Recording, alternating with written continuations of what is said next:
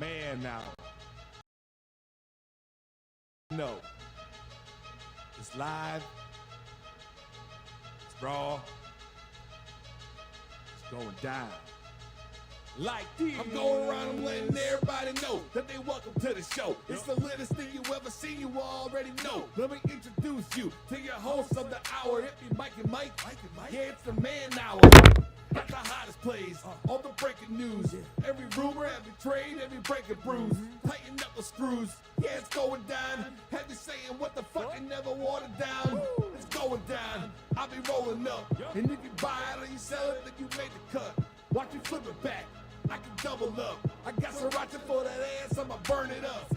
Gotta check the rules, but know that it be fair and foul. Rep blow the whistle, coach throw the towel. We can do this on the field or outside the lines. It's the Man Hour though, now we going live. And what is up, everybody? Michael Buckeister here with the Man Hour After Dark, episode 1, coming at you with my man, brother from another mother, Brandon effing Coombs. What's up, Coombs? What is going on, people?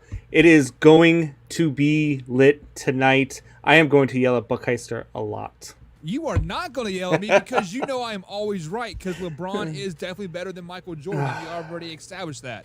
So, guys, if you are wondering what this Man Hour After Dark is, this is an extension of Triple Shot Sports, which Brandon Coombs is the host of Triple Shot Sports, and Mike and Mike Man Hour, which obviously I am the host of the Man Hour. And we've combined two gingers for After Dark to more live, raw, and uncut sports talk. So first things first, Brandon, tell the people about yourself. Where do you come from? What's your show all about? All that good stuff, man. Hey, so yeah, I mean, you catch us on Triple Shot Sports every Sunday, Tuesday, and Thursday. We are on there. We're about a lot of sports, about a lot of yelling at each other, jawing with one another, getting each other going, pushing buttons. I'm out of Chicago. I'm a big Chicago Cubs, Chicago Bears guy, as you can tell by the background and the shirt. No idea. But yeah, I mean, look, I am a passionate guy about sports, but I am more passionate about yelling at people about sports. So that's why I'm here, and that's what we're gonna do. Yeah, and obviously, guys, from the Man Hour here, we kind of really focus more about the NFL side of things. I'm a huge football fan, mainly a NFL fan, because college to me is really hard to follow, and because like things are consistently changing. Like you have new players every couple years, and it's really tough. But we do cover a little bit of college football as as well. But the NFL side is definitely my passion on the things here, and I know a lot about the NFL because I'm a very, very smart individual, much smarter than Brandon Coombs, because obviously he's a Bears fan. Obviously he's not very, very smart. But speaking of football here, we have been blessed with this season of downs, right? We've had injuries, we've had teams sucking, and there's a very good possibility that there will be a team from the NFC East that is going to make the playoffs with a losing record. A losing record that is not 8-8. I'm talking 7-9 and worse. So 7-9, 6-10, 5-11, and I believe I forget who it was, but it was some API said that they are projecting the Philadelphia Eagles to win the NFC East with the 6-10 record. Coombs, you have been on record many, many times saying that there should be no losing team to make the playoffs, especially in the NFL, right? Oh, yeah. With that being said, absolutely. How would you fix it? So it's almost like, it's almost like what baseball did this year, where they went with 8 teams, and you had your top 2 in the division and your 8. But you can't do that if you're trying to eliminate bad teams, because this year the NFC East, the winner of that division is going to be either 6-10 or 7-9. There's no way the Cowboys are going to go on a big run, especially now without Dak Prescott. Their season's hanging on a leg. See what I did there? But no, you can't. You're going to get those teams out there, and you can't do that. So what you do is you pick it in the AFC, NFC like you do now, but you just do top 8. You do like the NHL does. You go by points as opposed to divisions, or at least what they used to do.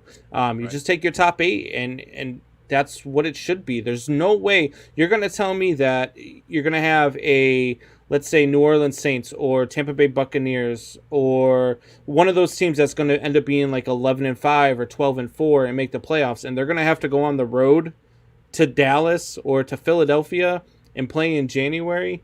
when against a team that was 6-10 or 7-9. That's a joke. The NFL absolutely needs to fix it. It's absolutely a joke. That is not a joke. I mean, it is not their fault that they are in a division where just all the teams are below 500. But it is their fault that they don't win games. You're 6-10. It doesn't matter if your division's down or not. You're 6-10. So you're not only was your division down, but you couldn't even really beat them because you had 6 wins, or you took advantage of a weak division, and those were the only 6 games you won. You couldn't beat the rest of the league. So you've already proven that you don't belong in with the rest of the league. It's stupid.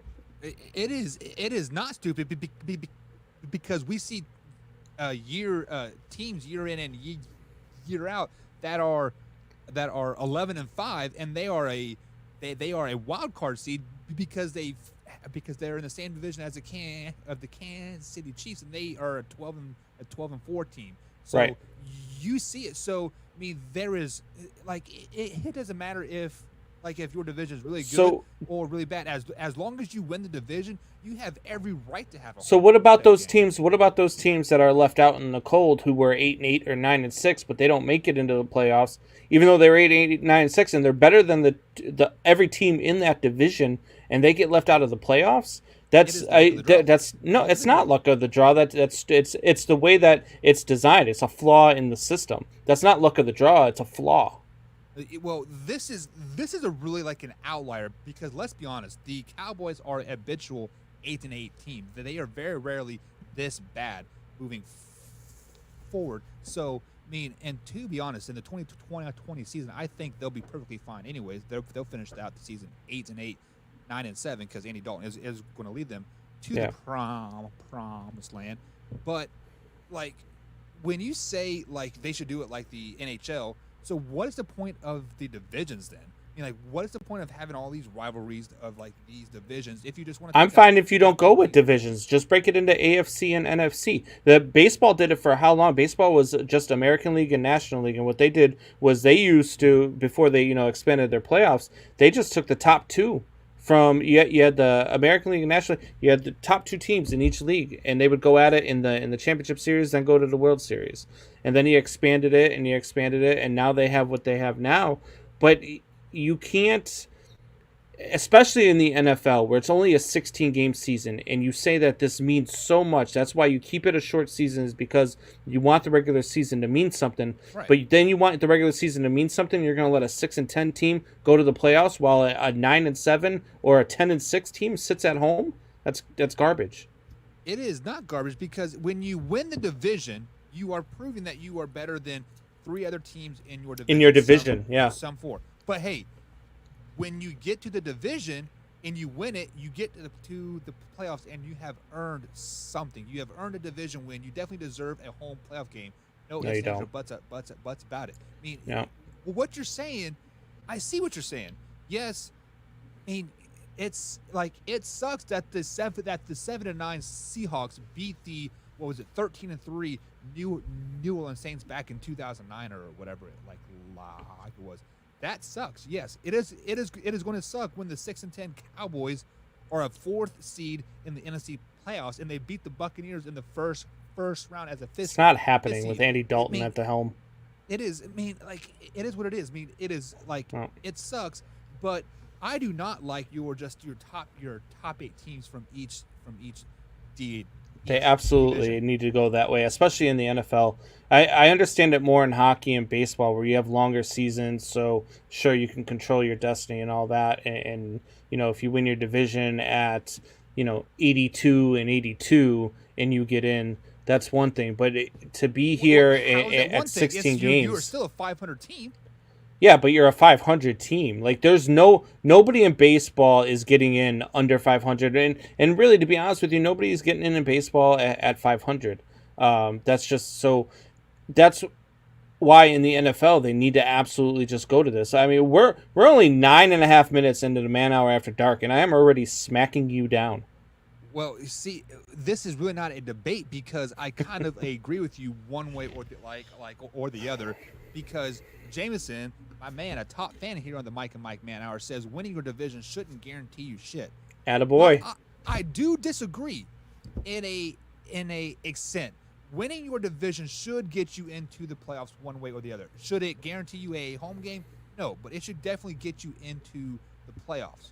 I mean, that's an even. I mean, just to give them a home game too is just another absolute debacle that the NFL is just dropping. The NFL plays 16 games. There is no reason why you can't split up to AFC and NFC.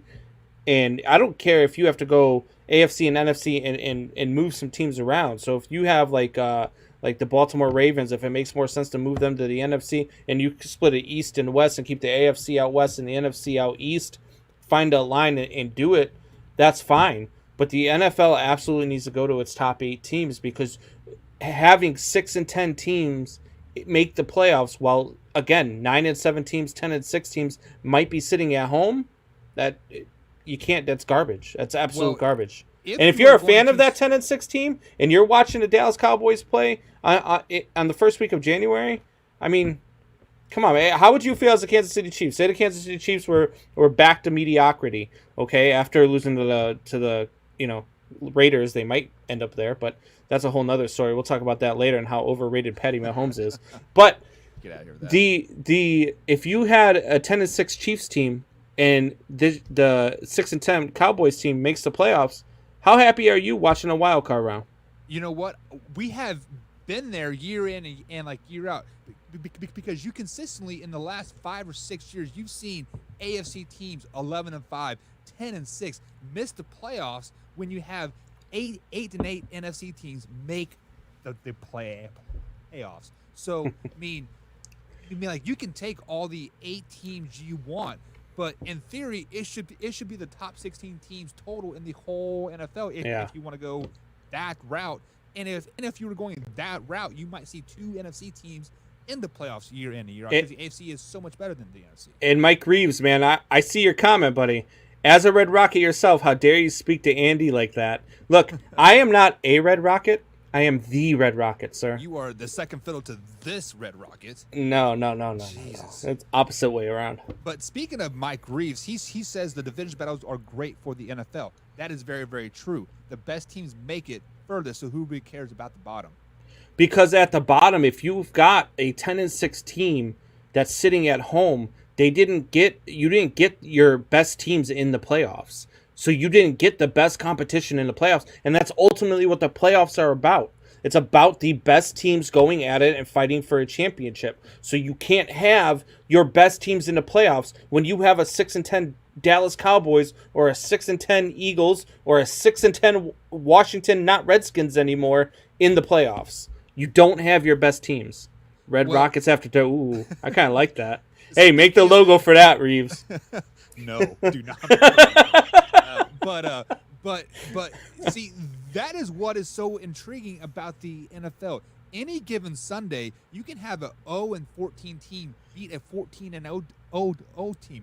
We've seen it in the Super Bowl. The New York Giants squeaked into the playoffs. I believe they were 8-8 that season. Right. They beat the 18-0 New England Patriots in the Super Bowl. We've also seen a 16 team beat a 1 seed in March Madness, but it doesn't mean that it's going to happen every year, and it doesn't mean that it's what needs to happen. It happens in more time than not in the NFL. It is all about when the team is clicking at the right time. Then again, to that same extent, though, you've never seen a 16 team beat a 1 seed after the 16th seed was below 500, because 16 seeds don't get in to tournaments below 500. They don't even do it in college. I mean, teams okay. Well, if you want to go that route, you are 100% correct. 16 seeds don't, because they have to win their conference tournament. Normally, the teams that are below 500 are the 10, 11, 12 seeds. They don't do that either. You're wrong. They don't do that. Look at last year's March Madness bracket before it got canceled. I believe there were there were 7 below 500 teams or 500 teams in the NCAA. I'll look at that, but I don't believe that. I don't believe that at all. Look it up right now. I guarantee you. I'll look it up. There were many 11 and 12 teams. There were 10 and 13. I believe there was a team. I think they had 10 wins on the season, and they got hot at the right time. They won their conference tournament, and they got an automatic bid. So if you want to go that route, I mean, just clear off all mediocrity across all forms of the aspect. So if you are a 500 team on any sport, sorry, you can't have any postseason to turn and play. Whatsoever. So how about NFL goes to this then? If you want to go that route, how about you go NFL goes to this? You play 12 games and then you run a 4-game interdivision tournament to get into the damn playoffs. How about that? Say that again. I'm sorry. So you want interdivision interdivision playoff bracket to play into the playoffs. So you have to win want your to division eliminate tournament. divisions, but then you want to have an interdivision playoff game. Well, I mean, if you don't want to eliminate the divisions, I'm just proposing something else. If you want to keep the divisions. So what you're saying is they have a tournament for interdivision. So like a round robin, Yeah. they play each other twice, and the best team from the division makes it to the playoffs. Or you just go Exactly single what the elimination. NFL season is now, right? You can go single elimination. So exactly what the NFL playoff system is now, right? No, it's not what the playoff system is right now. No, it's not. You win your division, you get into the playoffs. But it's not. That's not the same thing right now that I'm talking about with the interdivision playoff thing. You don't just play them to get into the playoffs. You play them. So in order for the Cowboys or the Eagles or even the not Redskins anymore, which they are still alive, and I could absolutely see Washington coming in and pulling out this division at 5-11 or even 4-12. Jesus Christ! Can you imagine if we have a 4-12 division winner? I will lose my ever-loving mind. Listen, Coombs, I am with you on this 100%. Like I don't think a team below mediocrity should be able to make it into the playoffs. And if a 4-12, a 5-11 team makes it into the playoffs, I guarantee you, in the offseason, there's some type of realignment somehow, some way. Now, there should be. Now, how would they do that? I don't know. Like I do remember last summer in the CBA talks, they were talking about the top 8 teams from 8 divisions making it into the playoffs. But I don't like that either. I like the division aspect of the NFL. I like the rivalries that we have. We have the Packers versus the Vikings, the Lions versus the Bears, the Cowboys and the Eagles. Oh my! Yeah, me like you always have those big rivalry games, and like I think you have to keep the division simply for that sake. But I think you could still have the rivalries even if you're interconference, because you're still going to have. Look at college football. You still have your conference rivals. I mean, granted, they have divisions, but you still have your rivalries. You still have college football has each conference broken down into 2 divisions, and then at the end they play a conference tournament.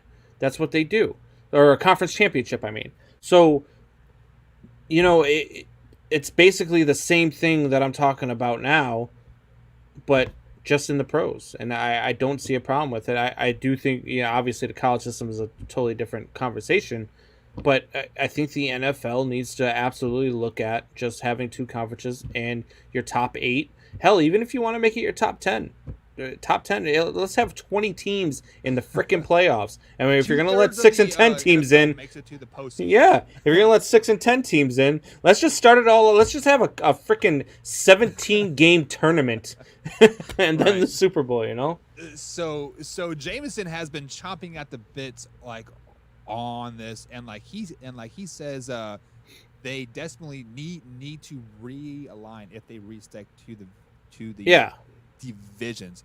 And he has posted the same thing four times here, James, and we see it. Here. There we go. Oh. Put it up on the screen here. Jesus. Check out this out. Wait, what did it say? I lost it. Oh, there you go. Buck and Combs NFL Division Realignment. Northeast, Pats, Bills, Giants, Jets, South. No, I don't want division. I don't want divisions. AFC, NFC. That's all you need. But let's say they were to realign the divisions in the NFL, right? Like we are still going to have the 8 divisions, 4 in the NFC, 4 in the AFC. In your mind, how would you realign? There you go, Tim. I'm doing it twice. I just saw that. You do kind of look like you're in a freaking bomb shelter. Yeah. So Cindy makes me go out into the garage because like we have like a kind of a small house, like we're transitioning into a larger house still. Yeah. Like boxes everywhere and stuff like that. So I've been put like into the garage in this little corner here. I'm trying to make it like my home, you know. So there you go. but so yeah. So let's quickly realign the divisions. Okay. How would you make the divisions more competitive? Would you I do it think more that by the divisions. region, or? Yeah, I think the divisions are just fine competitively. I think the only division that hasn't really been competitive over the last, 20 years has been the AFC East. I think that out of every other division, nobody's really dominated, obviously, the way that the Patriots have dominated their division. Right. No other team has really done that. So I don't think that there's not competitive balance in divisions, because there is. But when you have years, and you have one every year where you have a division that has a down year, you can't allow you can't reward those divisions for bad play. You know, it's like, I mean, you're a dad, I'm a dad. If your son comes home with on his report cards, comes home with 2 D's and 3 F's on his report card, you taking him out for ice cream that night? Well, it depends if if everybody else in the class has all F's, you're like, okay, well, you got 3 D's, so let's go. I mean, because that's what you're doing with these divisions. Right. So, I mean, like, the one thing I would like to see is like more of like a regionally sound division. Yeah. You know, because if you, let's take the AFC West for example, you have the Chiefs, the Broncos, the Raiders, and the Chargers. Boy, the Raiders looked good yesterday. Yeah, they did. Yes, they are all technically in the West, but you are traveling from Kansas City to LA. I mean, like on a plane, you're looking at what, 7 hours, like 8-hour trip. I mean, it's just Yep. ridiculous. So, I mean, definitely, you know, kind of compact the divisions alike a little bit. You know, just do it by the region. Pretty much what like Jameson said was spot on. So here in the NFC East, he had the Patriots, Bills, Giants, and Jets. I mean, they're all right there. It makes perfect sense. And then the South, he has the Falcons, Dolphins, Jaguars, and Bucks. Okay. And what if you did like soccer does? So soccer overseas or whatever in Europe, they do the relegations. What if you took the bottom 2 from every division every year and made them play a side tournament next to the playoffs? So you have your playoff tournament and your lower seed, and have them play for the number 1 pick in the draft. Wouldn't that be fun? So you want to you call it the toilet bowl. You call it the toilet bowl. Yeah, but well, no, but then you're getting the best out of the worst, and they're competing for the number 1 pick. So instead of tanking, like you got all this, tank for Trevor talk. Instead of tanking, now you got to win for Trevor. Well, but I see what you're saying. But then the horrible teams are obviously going to get beat in the first round of that tournament, right?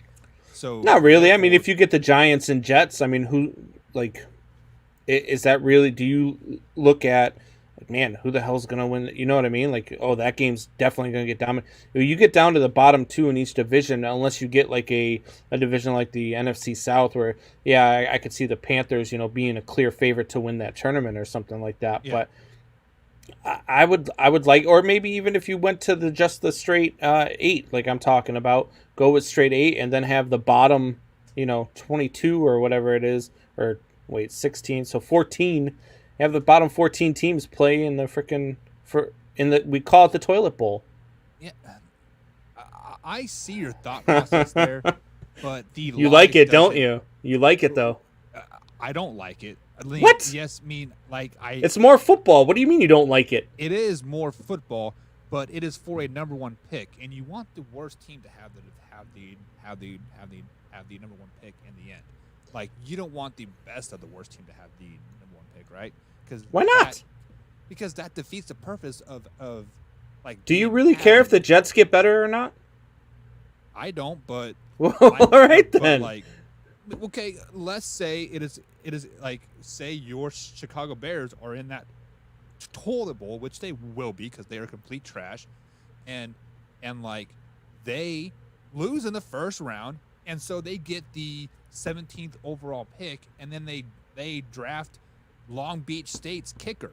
Like, are you going to be happy about that?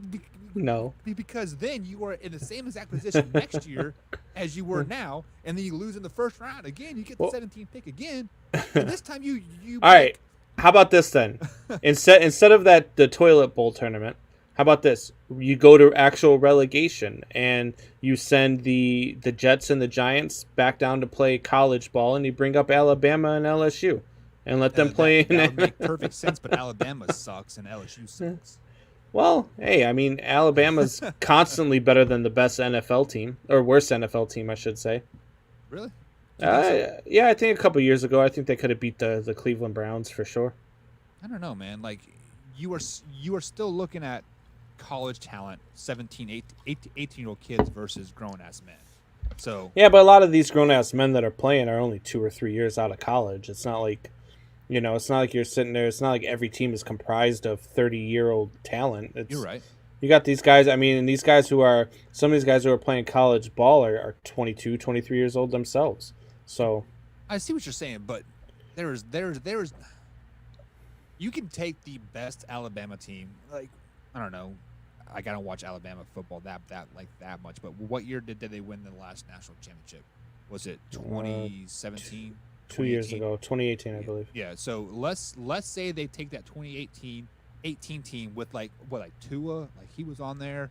Who else was on there? There's Tua. You had Ridley. You had right. I mean, they were stacked. Yeah, you take them and put them Judy. against the Cleveland Browns that same year.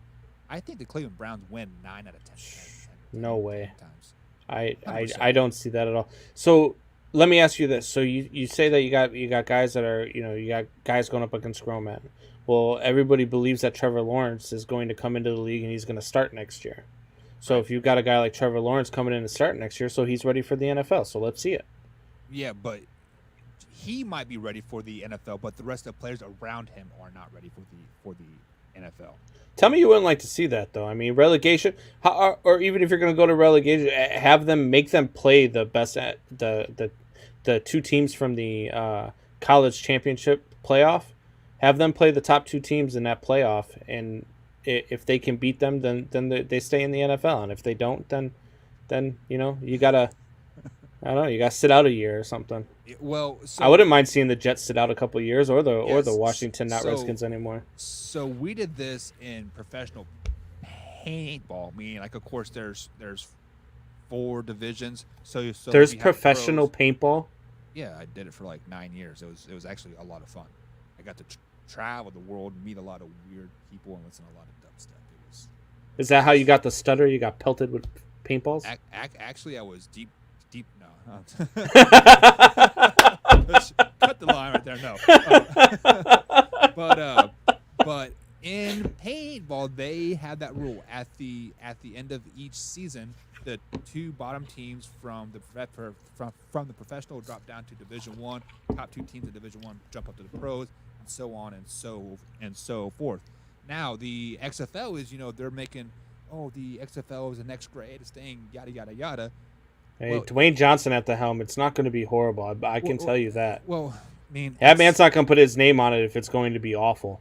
Yeah, I mean, you are 100% correct. Like on that, like he is going to put all of his money into it and probably lose it.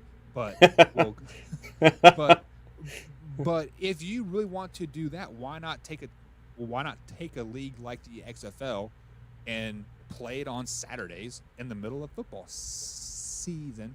And then at the end of the year, have the best 2 teams from the XFL drop, that type of thing. Hey, I'm all for it. And that's the thing, too. I mean, that's a perfect partnership for The Rock because he went in with his ex-wife, and she gets alimony. So she ain't going to let him lose all his money. So they're going to work their asses off, and they're going to make that thing work.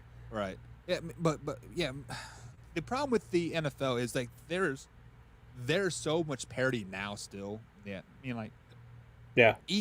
Even, like, so... Let's be in agreement here in 2020. The Jets or the Giants are the worst team. Who do you think is is worse? You got the Jets. You got the Giants. So you take the Giants and put them against the Kansas City Chiefs. this week, arguably one of the best teams in the NFL. I'd take Kansas City minus 72. That's a lie, because we saw that the Kansas City Chiefs always play down to the competition. Yeah, they do. But you are still professional athletes. Like there is going to be no blowouts. There is going to be no 66-0 score at like halftime. Right. Just like that's just not going to happen. So, I mean, the NFL is pretty set at the end of the year. At the end of the day. So, guys, let's go ahead and take a quick little break. On the other side of the break, Coombs says Patrick Mahomes is overrated. I'm going to give you a chance, Coombs, to tell me why Patrick Mahomes is overrated, and then I'm going to tell you exactly why he's not overrated. Guys, this is the Man Hour After Dark. We'll be right back right after this.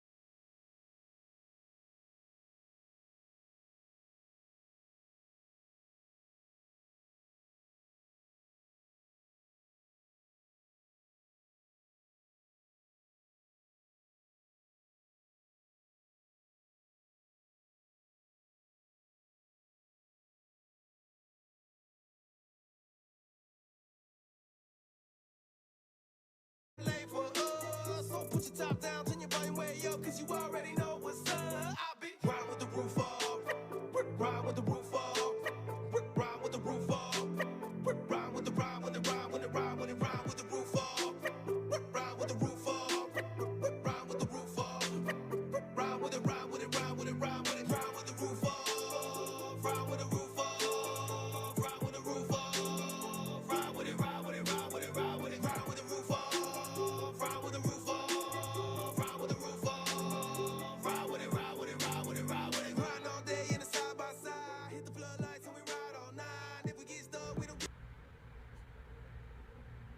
Welcome back to the Man Hour. That is your boy Meezus, man. You guys need to check that man out on YouTube. Meezus is a YouTube rapper who is unsigned. Lots of people know his name, though. This man can absolutely rhyme. Check out Meezus on YouTube. He is the exclusive TSS music. So definitely check him out. We play him on all our breaks over there at Triple Shot Sports. So let's get to it, Buck. Let's get to why your boy Patty Mahomes is overrated.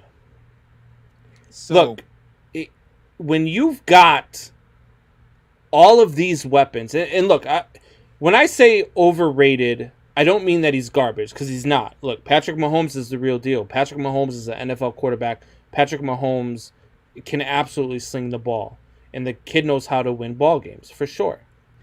But is he, like everybody's calling him a ESPN, the future Hall of Famer, the that. Like, he is absolutely God right now in the NFL.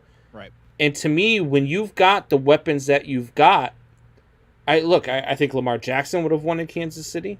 I think absolutely that Deshaun Watson would have put up the same exact numbers. I bet you if you swap Deshaun Watson and Patrick Mahomes is having the same career Deshaun Watson's having, and Deshaun Watson's having the same career Patrick Mahomes is having. Because he got put into a system and was given weapons, was given the perfect coaching staff, was given everything was handed to him. So when you give a guy that, you're going to put up those numbers. You're going to succeed.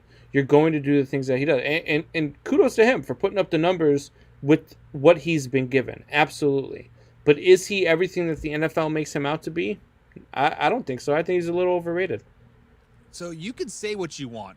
So I agree with you. When you have weapons around you, it is easy to be great. When you have a great coaching staff around you, or a play caller like what Kansas City has, it is quote easy to be great. But at the same time, Patrick Mahomes makes the players around him elevate. So are you telling me if you put Tyreek Hill on the Baltimore Ravens right now with Lamar Jackson, Tyreek Hill is arguably a top 5 receiver in the NFL? The answer to that question is no, because Lamar If you Jackson put cannot throw the Tyreek ball Hill, down. no, not if you put Tyreek Hill on the Ravens. If you put Lamar Jackson on the Kansas City Chiefs, because now you're switching it around and you're trying to use this little trickery, an argument on you've got more weapons than just Tyreek Hill.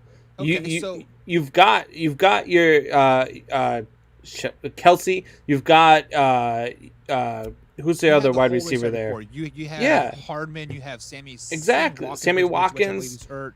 You have, that offensive line is really good. The defense is pretty damn good. So look, I'm just saying, if you take him and put him in that system, they absolutely win.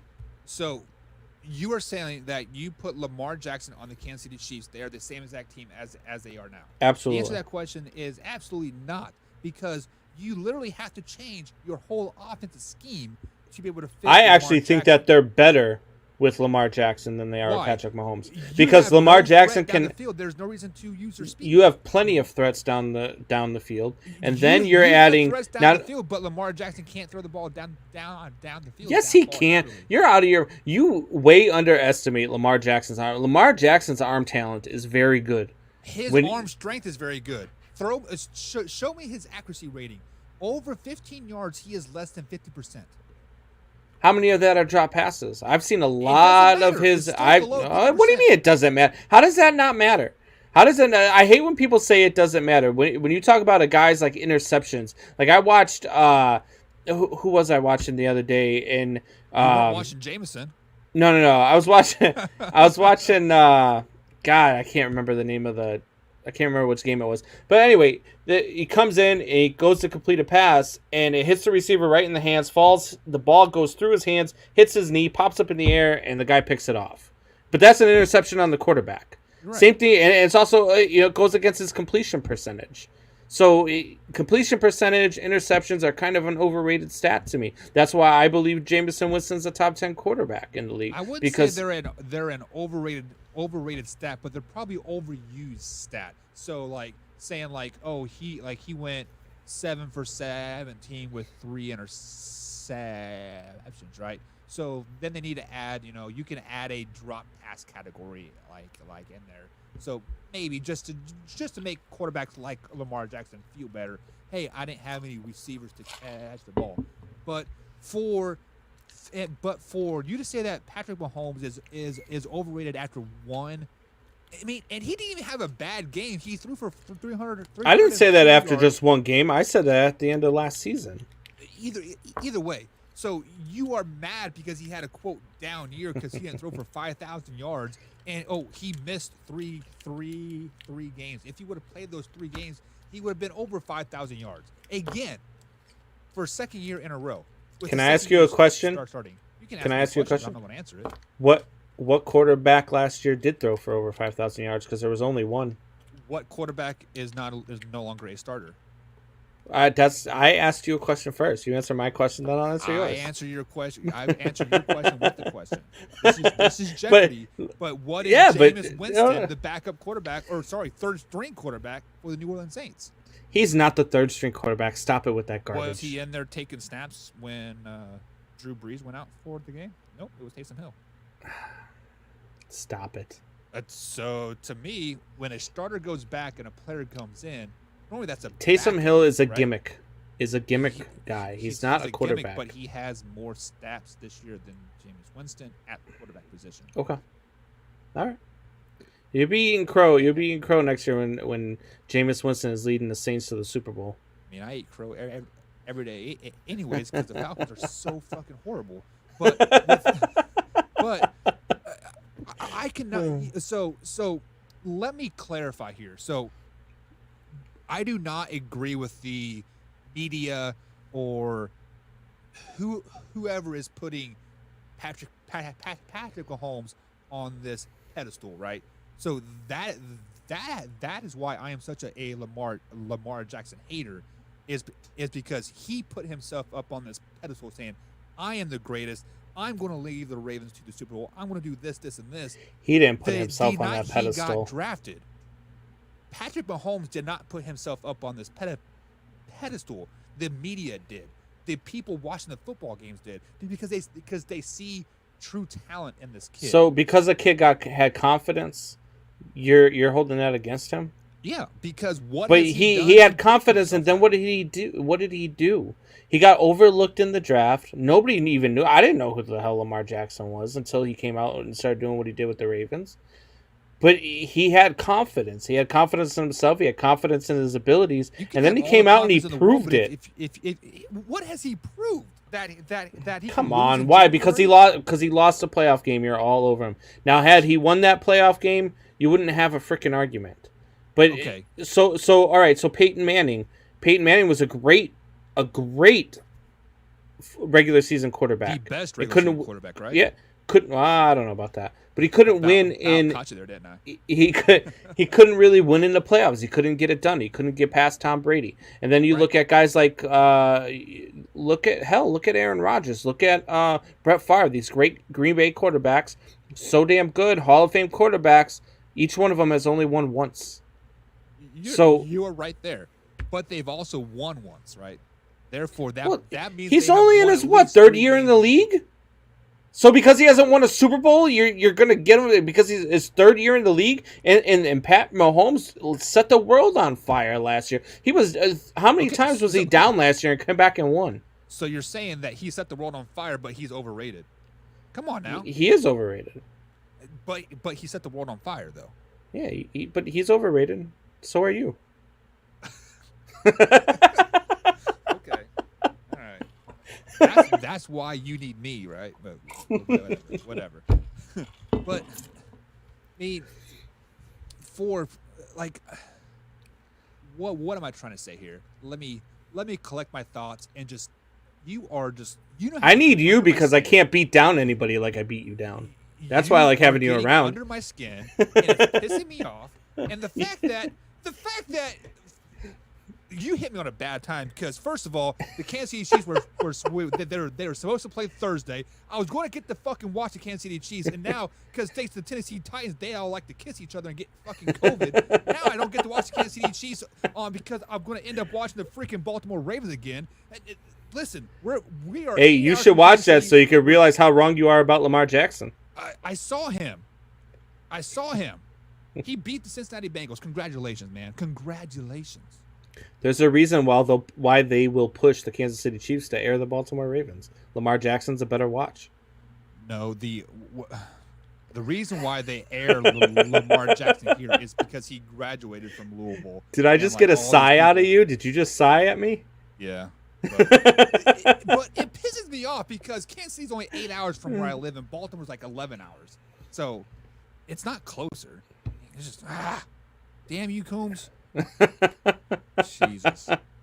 Hey, look, it's not my fault that Lamar is greater than Patty Mahomes. Now you're talking gibberish. You are talking flat out gibberish now. So let's kind of keep it underneath the younger generation quarterbacks. Like I'm not talking Tom Brady, Drew Brees, Aaron Rodgers, those boys, right? Right. I mean, Lamar Jackson isn't even top 5 in the younger class of generation of quarterbacks. Maybe he's number 5. You have Russell Wilson, number 1, Patrick Mahomes, then you have Deshaun Watson, and then Kyler Murray. Hell, Josh Allen is better than Lamar Jackson. And you cannot type that. Get out of here with that, little cheater. So tell me, if you put Lamar Jackson on the Houston Texans, does he make them better right now? I don't think anybody could have made them better because I believe Deshaun Watson. Out of those three, I still believe it, and I believed it at the draft, even when the freaking Bears pissed me off that night in the draft. Deshaun Watson was the best quarterback in that draft, and he's still the best quarterback in that draft. So you're saying that Deshaun Watson is better than Patrick Mahomes and Mitchell Trubisky? Yes. Dude, I'm better than Mitchell Trubisky. That's a damn lie. You must be at least 6 foot tall to even make That seed that you emptied into a napkin earlier is better than Mitchell Trubisky. It was a wet wipe, but we'll get that. We'll get past that. But I do think Deshaun Watson is pretty good. I think he is. We were talking about overrated. I think he is underrated. People don't realize how shitty the Houston Texans are. You put any other quarterback on the Houston Texans right now, they would have not went to the playoffs last year. They would have not went to the playoffs the year before that. They are a complete dumpster fire without Deshaun Watson. Absolutely. 100%. He is completely overrated. And Jameson says Taysom Hill is a joke. Why is he a joke? I mean, Coombs, you don't really like Taysom Hill, right? No, Taysom Hill is overrated. He's a gimmick guy. That's what he does. So no, look, Taysom Hill is a guy. If you need to run a quarterback sneak or anything like that, it is, I mean, it's just we're gonna have a battle here. and you put it backwards, by the way. I did it on purpose. Since we are on the all ALLACCESS network here. Yeah. That thing. That one. That's the network we're on. Yeah. The All Access Sports Network. All Access Sports Network. AllAccessSportsNetwork.com. Hey, look, check us out on allaccessportsnetwork.com. Check out the TSS Facebook page. Check out the Man Hour Facebook page. Check out the YouTube pages, most importantly, and click subscribe. The Triple Shot Sports Podcast. We are so close to 100. We've been trying to get to 100 for a while. So close to 100 subscribers. I think when I last looked at it, we were at like 87. So let's get to 100 so we get that URL going so we're easier to find on YouTube, please. There we go, guys. Man Hour After Dark every Monday through Thursday, 10 p.m. East Coast time, 9 p.m. Central, 8 p.m. Mountain, 7 p.m. What's that? West Coast time? That would put 5 o'clock Hawaiian, right? Something like that, yeah. So whatever, guys. See you tomorrow. We have special guests on tomorrow. Possibly a Ohio State commit from the FC. We'll be right. See you guys I got you that flustered? Yeah, fuck you.